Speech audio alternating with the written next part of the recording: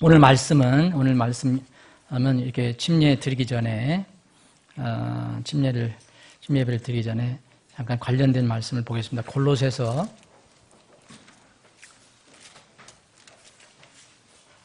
2장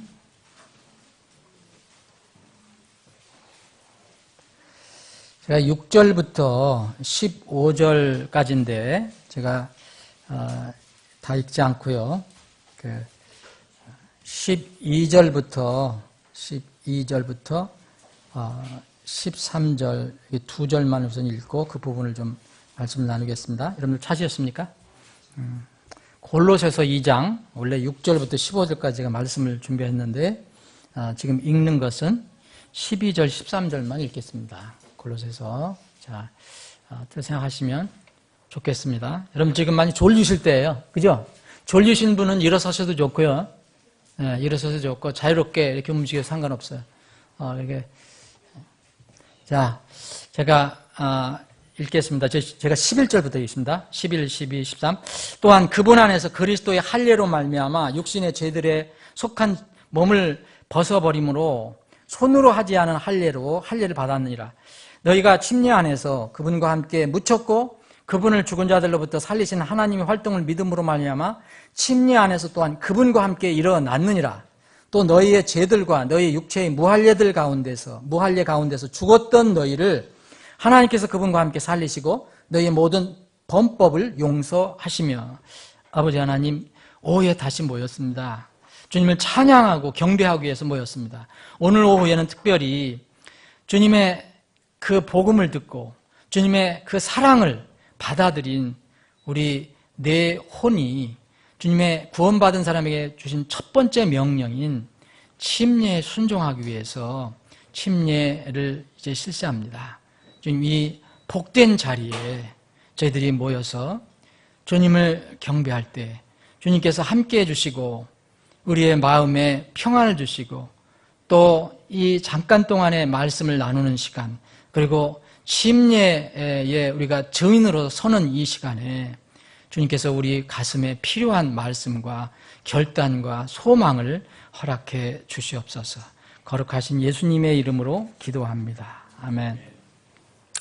이 성경에서 가르쳐주는 이 영어로 baptism 이걸 뭐 세례로 번역을 한 데도 있고요. 이제 우리는 이제 침례를 번역했는데 그 baptism이라는 것은 물을 이렇게 묻히거나 뿌리는 그런 방법은 결코 될 수가 없습니다. 여러분 잘 아시겠지만 침례는 이 베프티즘이라는 것은 어떻게 하는가 이 방법이 오늘 이제 우리가 보게 되는데 이전에 그것이 무엇을 담고 있느냐, 그래서 무엇을 의미하느냐, 무엇을 모형적으로 보여주느냐, 상징적으로 뭘 드러내주느냐 여기에 더 큰 의미가 있습니다. 상징적인 의미는 제가 이제 침례를 주는데 또 누구든지 이렇게 우리 교회에서 인정할 수 있는 사람은 줄 수 있습니다. 그 침례를 주는 사람, 집행하는 사람, 그리고 이 권위로 예수 그리스도 이름으로 하는데 제가 어디 바깥에 있는 사람이 아니고 이 교회에 소속되어 있고 이 교회 권위하에 있거든요. 제가 이 교회의 권위는 누구 최종 권위가 어디 있습니까? 주님이잖아요. 주님이 교회의 머리잖아요. 그래서 이 집행하는 교회가 있습니다. 이것을 지금은 집행하는 교회가 있어요. 그리고 침례를 받는 사람이 있어요. 이 침례를 하는 사람, 그리고 침례를 베푸는 교회, 그리고 침례를 받는 사람. 우리는 이제 수침자에만 많이 포커스를 맞추는데 물론 중요하죠. 그런데 이 수침자뿐만 아니라 침례를 주는 사람이 신앙 간증이 있어야 돼요.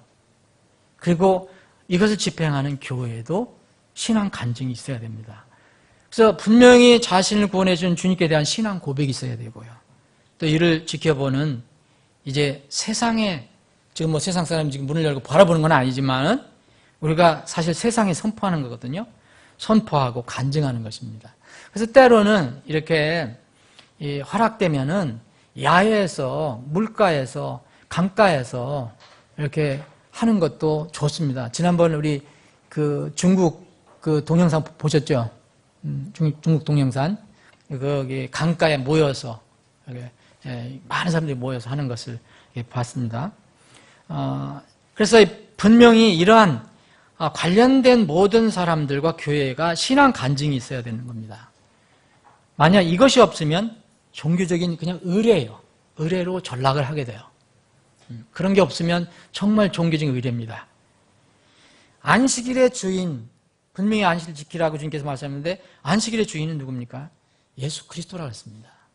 주인이 누구냐? 그래서 그리스도 안에서 이루어졌다는 겁니다.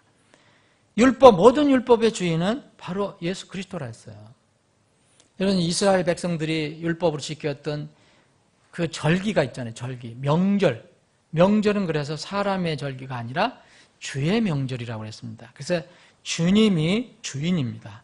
침례도 우리가 받는 사람이 있고 베푸는 사람이 있고 그것을 이렇게 권위로 이렇게 증언해주는 그런 교회가 있지만 침례 주인도 그리스도이십니다. 그리스도이십니다. 그래서 그리스도는 곧 교회의 머리시기 때문에 우리는 이 주님을 붙드는 겁니다. 만약 이 주님을 붙들지 않고 하는 것이라면 단순한 형식과 의식에 그치니까 이것은 성경에서 뭐라냐? 그 세상에 유치한 원리다. 세상에 유치한 원리다. 오늘 본문 말씀 우리가 11절, 12절, 13절 읽었지만 뒤에 이제 여러분들 읽어보시면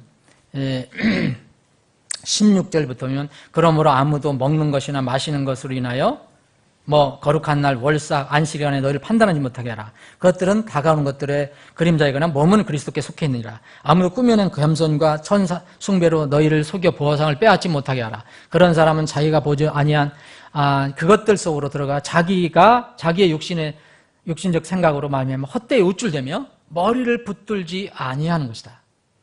이 머리로부터 온몸이 마디와 힘줄에 의해 영향을 공급받고 서로 결합하여 하나님께서 자라게 하시는 대로 자라느니라. 그러므로 너희가 세상의 유치한 원리들로부터 떠나 그리스도와 함께 죽었거늘, 여기서 죽었다고 그러거든요. 그리스도와 함께 우리가. 근데 왜 이런 세상의 유치한 가르침이나 사상이나 유치한 원리로부터 떠나서 예수님과 함께 죽었는데 왜 다시 세상에 살고 있는 것처럼 그런 규례들에 복종하느냐? 세상 사람들은 그렇게 살고 있지만 너희들은 왜 그렇게 하느냐라고 이렇게 이야기합니다. 이것들은 다 없어질 것이다. 그래서 우리는 우리가 침례 예배를 드리고 우리가 증언을 쓰더라도, 이 증인을 쓰더라도 이 침례가 의미하는 게 무엇인가를 이제 분명히 다시 한번 생각해 봐야 합니다. 신자라는 것은 예수님을 이렇게 모셔드린 사람 얘기하잖아요. 영접한 사람 얘기하잖아요. 여기 보면 6절에 그러므로 너희가 주 곧 그리스도 예수님을 받아들였으니 그랬어요. 받아들였으니.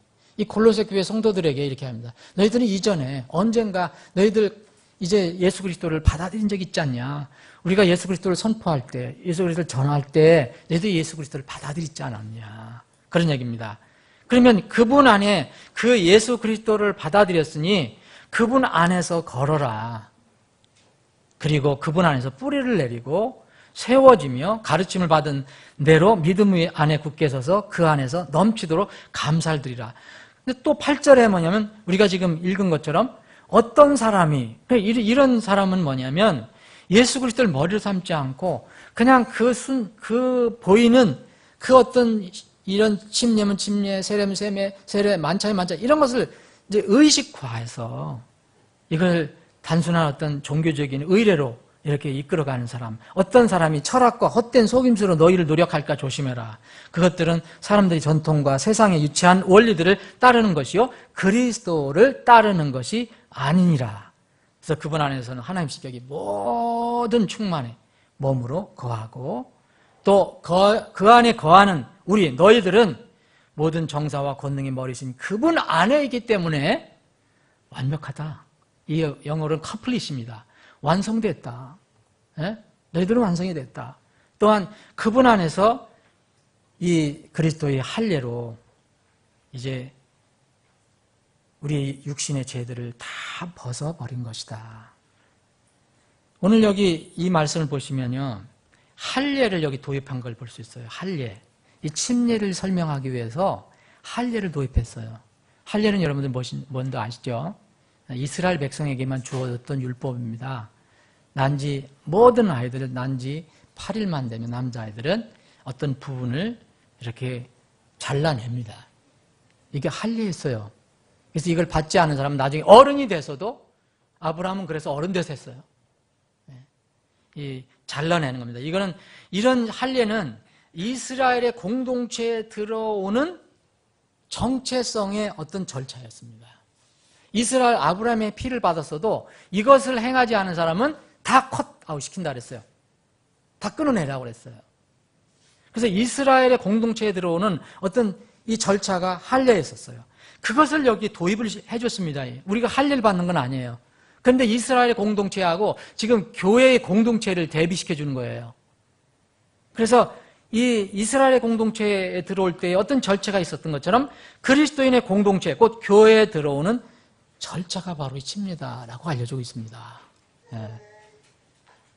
여러분, 할례를 받을 때 할례는요, 몸의 어떤 부분에다가 칼을 대는 거예요. 그 어떤 부분은 몸을 잘라냅니다. 이때 뭐가 나옵니까? 피가 나옵니다. 그리고 뭐가 따라오냐면 극심한 고통이 따라와요. 피와 고통이 따라와요. 사실은 할례도 예수 그리스도의 모형이에요. 뭔 모형이에요? 그분이 우리를 위해서 할례를 받으신 거예요. 그래서 오늘 본문 말씀 11절에 보면 그리스도의 할례라고 말씀하세요. 그리스도의 할례. 이것은 이 용어는 구약에 나오지 않습니다. 신약에서만 나옵니다. 그러니까 이스라엘의 어떤 할례가 그 의미가 뭐냐, 이 침례를 설명해 줄 때 이걸 얘기해 줍니다. 이 할례가 그리스도의 침례를 설명하는 모형으로 이렇게 소개되었을 때 침례는 여기서 뭐라 하냐면 침례는 바로 그리스도의 할례. 그러면서 또 뭐라 그랬습니까? 손으로 하지 않는 할례. 손으로 하지 않는 할례. 이 이스라엘의 백성들은 누구든지 손으로 할례를 했어요. 그런데 예수 그리스도께서 우리를 대신해서 모든 것을 다 이루어 놓으셨기 때문에 하나님께서 보실 때 손으로 하지 않은 할례 그리스도가 받으셨고 우리가 그리스도의 할례를 통해서 사실 주님께 가까이 가는 겁니다. 그러면 이 할례를 할 때 몸의 어느 부분을 잘라내요. 피를 봐요. 극심한 고통을 겪어요. 이거를 뭐냐? 우리 옛 몸을 벗어버린다.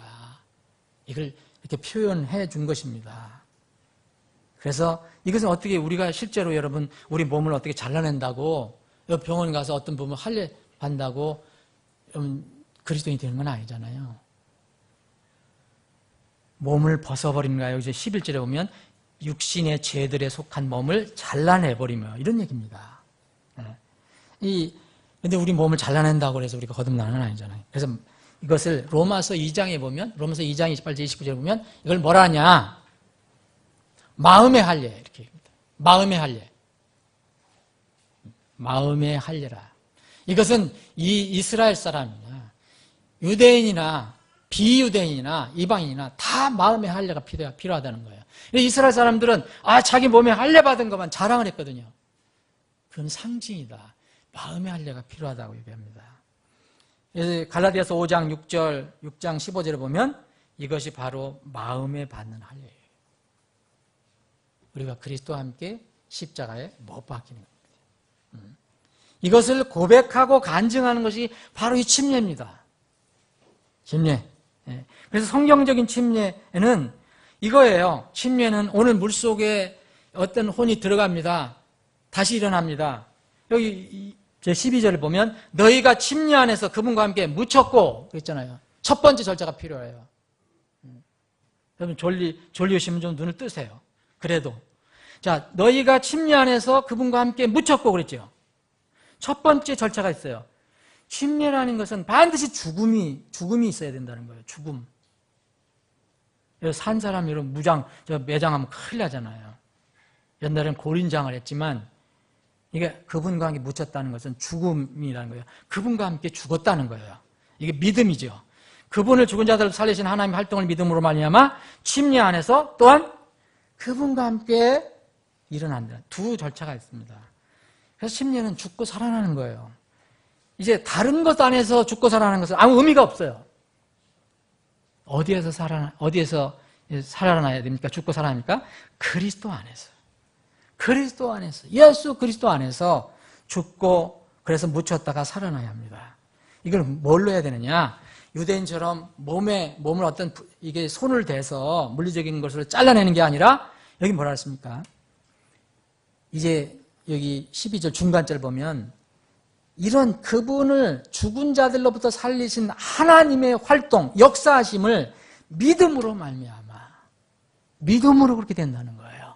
믿음. 그래서 첫 번째는 그리스도 안에 묻혀야 합니다. 죽어야 한다는 거예요. 그래서 여기 20절에 아까 우리가 다시 읽어본 것처럼 그리스도와 함께 너희들 죽었는데 왜 옛날 죽은 그 모습으로 똑같이 그 죽은 사람들이나 하는 걸 왜 하고 있느냐 이렇게 얘기하는 겁니다. 산 사람은 살아난 거에 맞는 것을 해야지. 여러분 육에서 난 것은 반드시 죽어야 합니다. 이유는요. 성경에 보면 혈과 육은 천국에 결코 들어갈 수 없다 그랬어요. 혈과 육은. 우리는 어떻습니까? 그런데 사실은 우리 몸, 영, 혼으로 구성되어 있잖아요. 근데 우리 중에 이 몸, 이 구성하는 것 중에 육으로는 아무리 훌륭하고 화려해도 영원한 생명을 낳을 수가 없어요. 그래서 종교는 불가능하다는 거예요. 기가 막히게 훈련을 해도, 기가 막히게 수련해도 육으로는 영원한 생명을 낳을 수 없어요. 그래서 육에서 난 것은 육이요, 성령에서 난 것은 영이니 그랬어요. 그래서 그 이유로 육은 죽고 영이 살아나야 하는 겁니다. 다른 말씀을 드리면 모노겐해야 된다는 거예요. 거듭나야 한다는 거예요. 두 번 태어나야 한다는 거예요. 첫 번은 육으로 태어나고 두 번째는 영으로 태어나야 돼요. 이게 바로 요한복음 3장에 있는 가르침이에요. 니고데모에게 주님께서 가르쳐 주신 거예요. 사랑하는 여러분, 여러분이 옛사람이 분명히 예수 그리스도와 함께 죽었다고 고백한 적이 있어요. 그때 침례 받을 때였어요. 정말 죽었습니까? 옛사람이. 그러면 왜 세상에 유치한 원리들에 끌려다니냐. 이걸 오늘 이 골로새 교회에 대고 질문하고 우리는 우리에게 이 질문을 받아야 합니다. 두 번째는 죽은 뒤에 그럼 어떻게 해야 됩니까? 죽으면 죄 문제가 해결되지만 일어나지 못하면 죽은 걸로 끝나는 거죠. 여러분 죄를 다 용서받고 죽어서 못 일어난 사람이나 죄를 용서받지 못하고 더럽게 죽은 사람이나 안 일어나면 똑같아요. 묘비명만 하나 더 거룩할지 모르지만 그래서 일어나야 합니다. 그래서 반드시 일어나야 합니다. 그래서 침례 안에서 또한 그분과 함께 일어났느니라 그러잖아요. 일어났느니라. 우리가 십자가에서 피 흘려 죽으시고 묻히셨다가 다시 사신 예수 그리스도를 정말 그분 안에서 믿는다면 우리는 믿음으로 일어날 수 있습니다. 그리스도와 함께 죽고 다시 영이 살아난 사람은 그래서 신분이 완전히 바뀌죠. 신분이 바뀝니다. 그리고 소망도 바뀌어요. 소망이 바뀌어요. 여기까지 소망했던 것들이 완전하게 바뀌어요. 이 공중 권세를 잡은 이 세상 통치자의 노예에서 이제는 이 우주 만물의 주관자이시고 주장자이신 정말 하나님 자녀로 놀라운 신분으로 바뀝니다. 전에는 우리가 공중 권세를 잡은 이 세상의 통치자의 노예에 있을 때는 만날 썩어질 것만 추구했잖아요. 여러분. 만날 썩어질 것만. 뭐 살아나가려면 그것도 필요하지만 그것이 우리에게 생명을 가져다 주지는 못하잖아요. 만날 소망, 여러분 뭐였습니까? 우리 여러분도 구원받기 전에 한번 소망 생각해 보세요. 전부 땅에 관련된 것들이에요. 전부. 근데 우리는 여기다가 뭐가 더해졌습니까? 이제 하늘의 소망이 더해졌죠. 이제는 썩지 않을 영원한 소망이 덧붙여졌어요. 우리가 이 땅에서 열심히 살고 생계를 위해서 일하지만 그것만이 전부가 아니에요, 우리에게는. 그래서 여기 골로새서 이 바로 침례에 관련돼서 이 골로새서 3장, 2장이 쓰여졌어요. 이걸 알려주려고. 여기 2장에는 뒷부분에 이렇게 이게 책망하고 3장에 그랬어요. 그러므로 3장이 이렇게 시작되지 않습니까?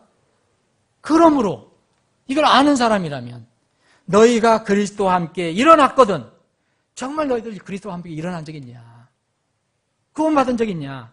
그러면 뭐를 추구하라 했습니까? 이제는 땅에 있는 건 추구하지 마라 얘기합니다. 이제는 위에 있는 그것들을 추구하라 그래요. 위에 있는 것들이 많지 않느냐? 거기에는 그리스도께서 하나님 오른편에 앉아 계시느니라. 위에 있는 것들에 너의 애착을 두지 말고 땅에 있는 것들, 위에 있는 것들에 너의 애착을 두고 땅에 있는 것들에 두지 말라.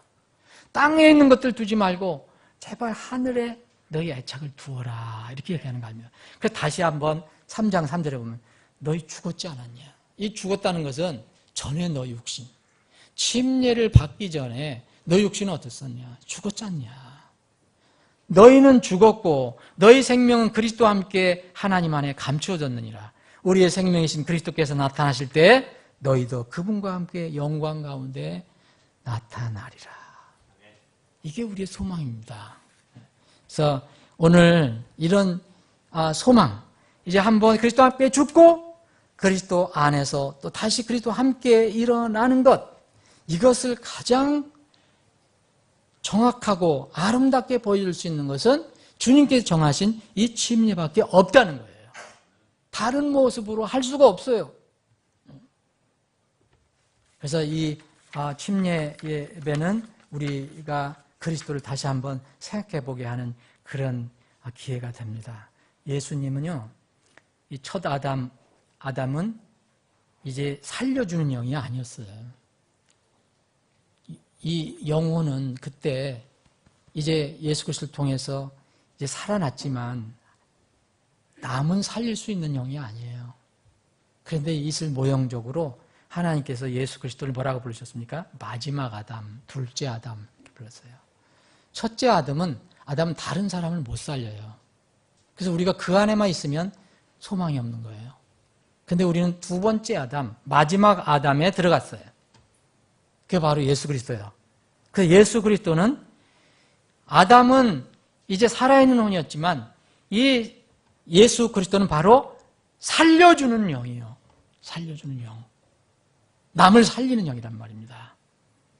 그래서 이 바울 사도는 고린도 교회에 이제 이 믿음을 가지고 있는 사람은 절대 썩지 않을 것을 상속받을 것이다. 그것이 하나님의 왕국이다. 하나님의 왕국이다. 그 고린도전서 15장이 바로 그 부활에 관한 거 아닙니까? 부활. 그러면서 그 고린도전서 15장 마무리를 어떻게 합니까, 여러분?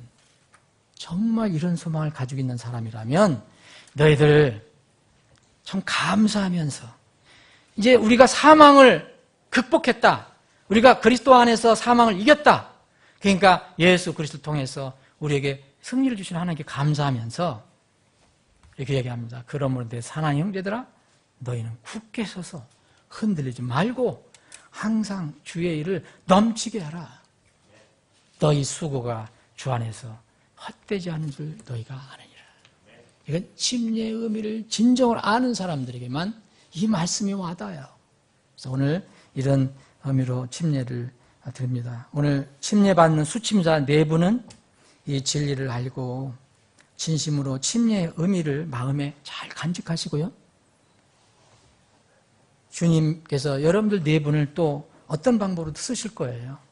그럴 때 주님을 위해서 잘 쓰임받는 그런 도구가, 그릇이 될 수 있도록 기도하시기 바랍니다. 이 땅에 사는 동안 주님으로부터 쓰임받는 것이 얼마나 영광입니까? 네. 그리고 증인된 우리는 다 여기 계신 분들은 다 옛날에 침례를 받으셨잖아요. 내가 침례 받을 때를 한번 상상해 보세요. 상기해 보세요. 혹시 그럴 때 내가 리얼하게 그걸 크게 감동을 못 느꼈어도 오늘 말씀을 통해서 그걸 다시 적용해 보세요. 이 침례 순간을, 여러분들 침례 순간 상기하고 수침자와 함께 굳게 서서 흔들리지 말고 주님께서 오실 때 가까운데 항상 주의 일을 넘치게 수고하는 여러분들이 되시기를 바랍니다. 예, 침례하겠습니다. 여러분, 그 4분은